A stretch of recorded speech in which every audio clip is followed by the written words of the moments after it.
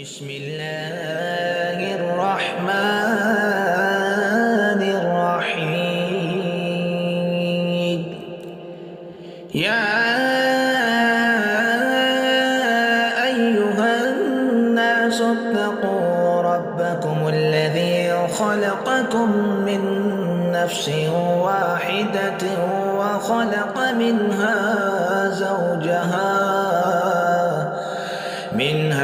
زوجها فبث منهما رجالا كثيرا ونساء واتقوا الله الذي تساءلون به والأرحام إن الله كان عليكم رقيبا. وآتوا اليتامى أموالهم ولا تتبدلوا الخبيث بالطيب ولا تأكلوا أموالهم إلى أموالكم إنه كان حوبا كبيرا. وإن خفتم ألا تقسطوا في اليتامى فانكحوا ما طاب لكم من النساء مثنى وثلاث ورباع، فإن خفتم ألا تعدلوا فواحدة أو ما ملكت أيمانكم ذلك أدنى ألا تعولوا. وآتوا النساء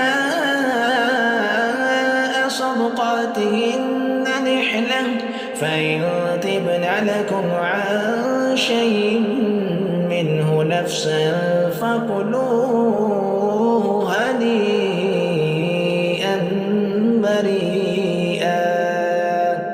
ولا تؤتوا السفهاء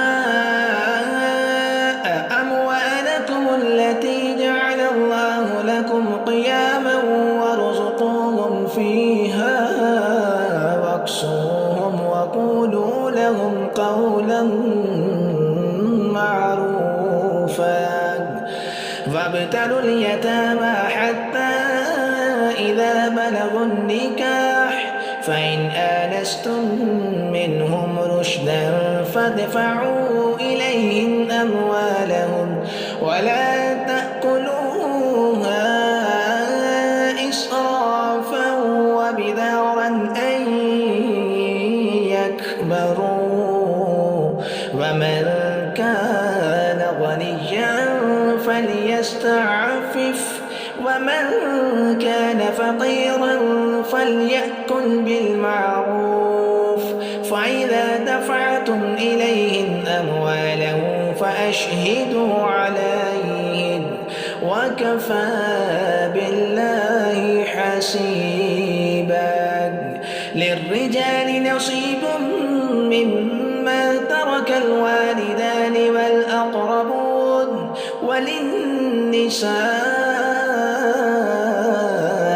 نصيب مما ترك الوالدان والأقربون مما قل منه أو كثر نصيبا مفروضا. وإذا حضر القسمة أولو القربى واليتامى والمساكين فارزقوهم منه وقولوا لهم قولا معروفا. وليخشى الذين لو تركوا من خلفهم ذرية ضعافا خافوا عليهم فليتقوا الله وليقولوا قولا سديدا. إن الذين يأكلون أموال اليتامى ظلما إنما يأكلون في بطونهم نارا وسيصلون سعيرا.